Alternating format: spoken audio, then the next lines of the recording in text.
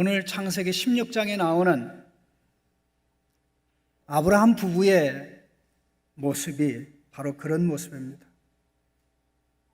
10년 동안 잘 참아 기다렸는데 더 이상 참지 못해서 세상의 방법으로, 그 당시 문화의 방법으로 자녀를 얻기로 했습니다.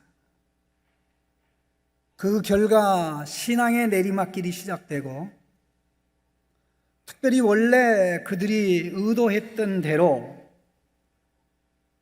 여종을 통해서 아들을 얻는 기적 같은 일이 일어났습니다.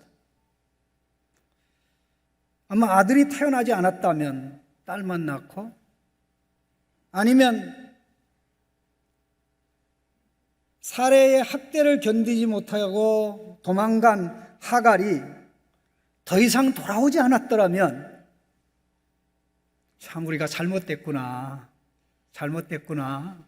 그렇게 생각하고 돌이켰을 텐데 웬일입니까?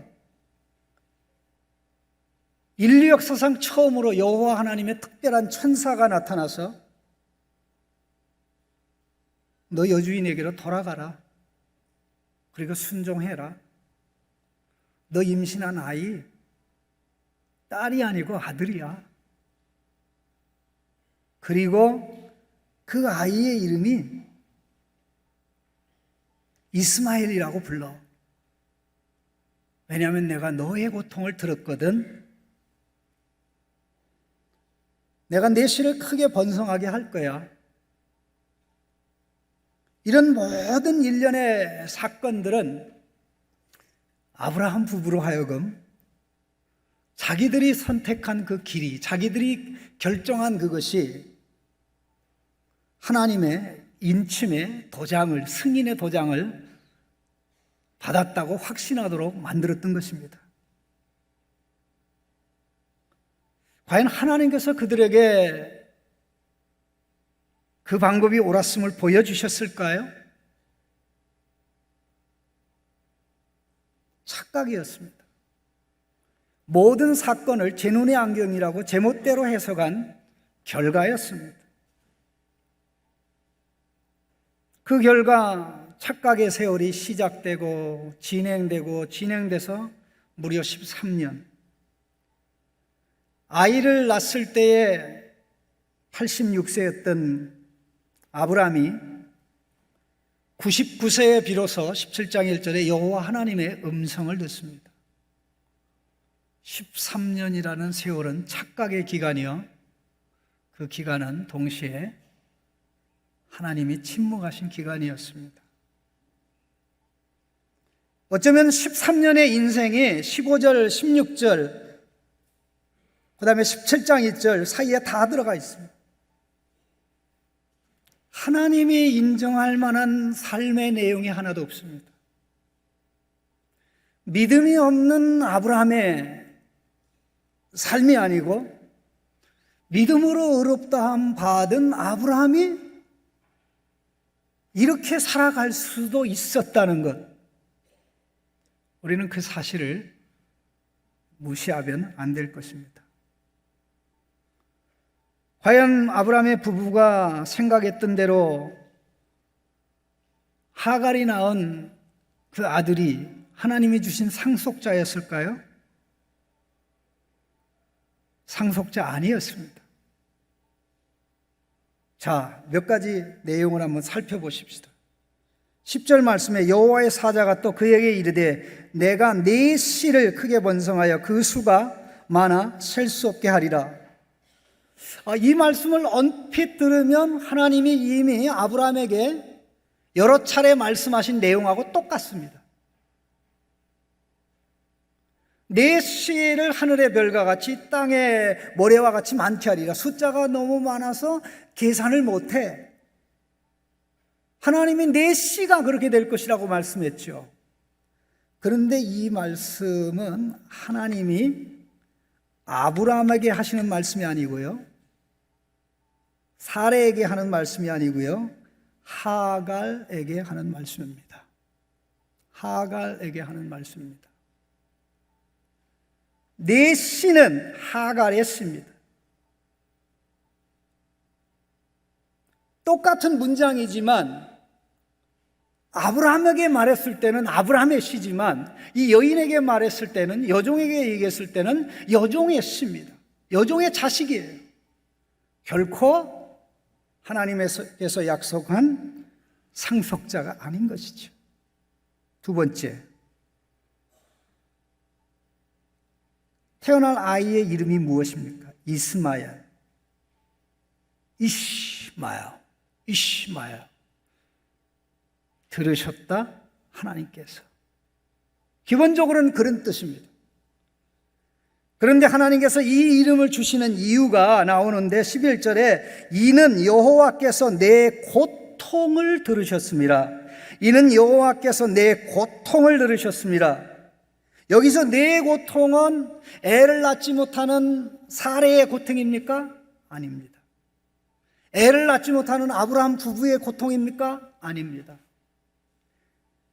이 고통은 하갈의 고통입니다. 여기 고통이라는 단어는 6절 말씀에 나오는 사레가 하갈을 학대하였더니 하갈이 사레 앞에서 도망하였더라에 나오는 학대하다라는 단어, 동사를 명사로 바꾼 것입니다. 너 앞으로 아들을 낳을 건데 이스마엘이라고 쳐. 그리고 이스마엘이라고 부를 때마다 내가 너의 고통에 응답했다는 것을 기억해.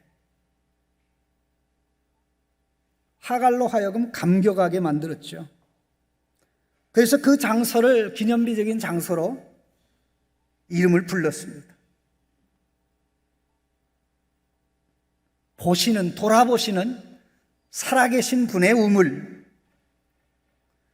그야말로 삶의 생기를 가져다주고 의욕을 가져다주고 기쁨을 가져다주고 살만 나게 하는 이런 것 때문에 이 여인이 여주인 사레에게 돌아갈 만한 용기가 생겼던 것입니다. 그 다음에 또 하나, 이 아들은 어떤 아들입니까? 12절에 나옵니다. 그가 사람 중에 들나귀같이 내리니 그의 손이 모든 사람을 치겠고 모든 사람의 손이 그를 칠 것이며 그가 모든 형제와 대항하여 살리라. 아브라함의 상속자입니까? 싸움꾼입니다. 어디 가든지 싸워요. 가정에서 형제 자매들과 싸우고 이웃과 싸우고 어디든지 싸워요. 그리고 누구든지 그에게 대항하여 싸우지 않는 자가 없습니다. 아브라함의 상속자입니까? 노아의 후손을 통해서 열방이 복을 받으리라 그랬습니다.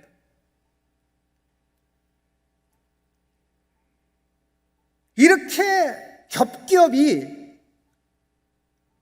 여종을 통해서 얻는 아들이 하나님이 주신 아들이 아닌 것이 너무나 분명하고 명확한데 아브라함 부부는 이 여종에게 말씀한 여호와 하나님의 특별 사자가 말씀한 그 관점에서 아들의 탄생, 아들의 이름이 이스마엘이라는 사실을 받아들이지 않았습니다. 제 눈의 안경이라고요. 자기들이 받아들이고 싶은 대로 받아들였습니다. 천사가 도망갔던 여종이 돌아오게 만들고 내 씨가 크게 번성하여 수가 없으리라고 아브라함에게 말했던 동일한 말씀을 하고 이스마엘이라는 이름을 통해서 과연 하나님이 응답하셨다.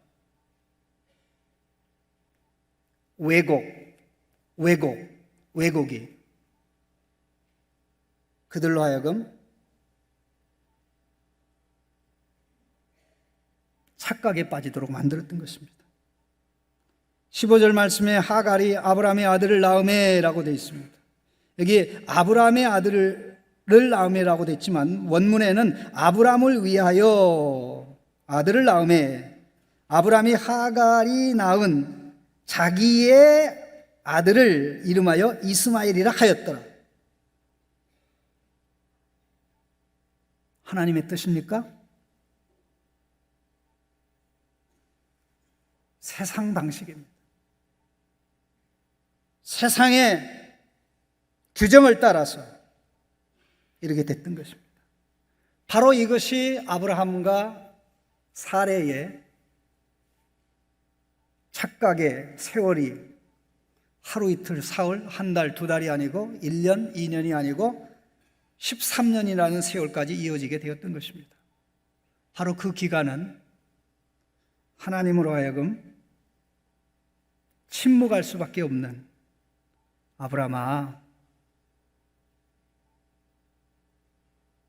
그 오해야, 착각이야, 니들 눈의 안경이야. 내가 인류 역사에 복을 끼칠 네 후손을 여종의 몸을 통해서 주겠니? 내가 결혼의 정상적인 방법을 배제하고 비정상적인 세상의 방법으로 상속자를 주겠니? 내가 네 아들을 상속자로 세워 싸움꾼으로 세워 가는 곳마다 분란과 문제를 일으키는 자를 주겠니?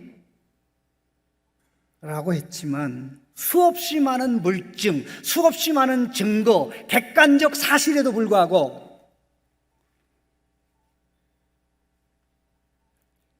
여종을 통해 아들이 나타난 것이 기적이고, 여호와의 사자가 나타나 여종을 돌아가게 한 것이 기적이고, 또 이름을 이스마엘로 준 것이 기적이니 하나님의 응답이야. 하나님의 응답이야. 하나님 감사합니다. 하나님 감사합니다. 그랬는데 우리 하나님은 아무 반응을 하지 않으셨어요. 말씀하지 않으셨던 것입니다. 15장 15, 16절과 17장 1절 사이에 13년이라는 세월의 간극이 있습니다. 그 기간 동안은 태어난 이스마엘이 성장하는 기간입니다. 성장하면서 이스마엘을 부를 때마다 하갈은 하나님이 내 고통을 들어주셨다라고 해석했는데, 천사의 말에 근거해서, 그러나 아브라함 부부는 하나님께서 우리의 기도를 응답해 주셨네요. 누가 착각하고 있었고 누가 바로 알고 있었습니까? 아브라함 부부가 착각하고 있었고 하갈이 모든 상황을 바로 알고 있었습니다. 이렇게 허무할 수가, 13년이라는 인생이 15절 16절과 17장 1절 사이에 있는데 하나님께서 좋게 볼 수 있는 내용이 없다는 것입니다. 17장 1절 내용에 비춰보면 아브라함에게 나타나 그에게 이르시되 나는 전능한 하나님이라 너는 내 앞에서 행하여 완전하라. 이것은 13년 동안 아브라함 부부가 착각을 가지고 살았던 것을 폭탄을 던지듯이 하나님이 폭로하는 충격적인 말씀이었습니다. 아브라함 부부만 착각할까요? 저도 착각합니다. 여러분도 착각합니다. 우리는 이 착각과 오해로부터 스스로 벗어날 수 있는 능력이 없습니다. 그러나 진리이신, 절대적인 진리이신, 유일한 진리이신 예수님만이 저와 여러분을 자유케 하십니다. 우리 청년들 믿으십니까? 우리 중고등부 학생들 믿으십니까? 주님이 말씀으로 우리를 찾아오시고 오늘 성찬의 떡과 포도주로 찾아오셔서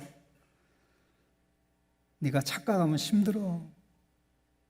허무한 인생 살아야 돼. 내가 고통에 들어가는 거 내가 원하지 않는다 하시는 이 말씀을 들어야 되겠습니다.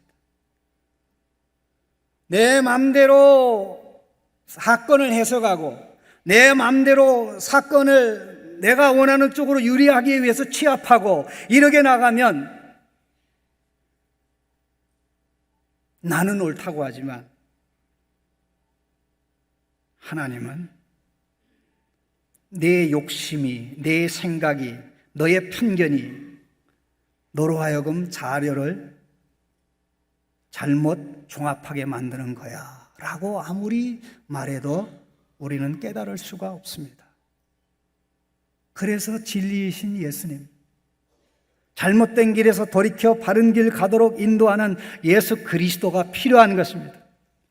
오늘 이러한 예수 그리스도가 필요한 분이 참여하는 것이 성찬입니다.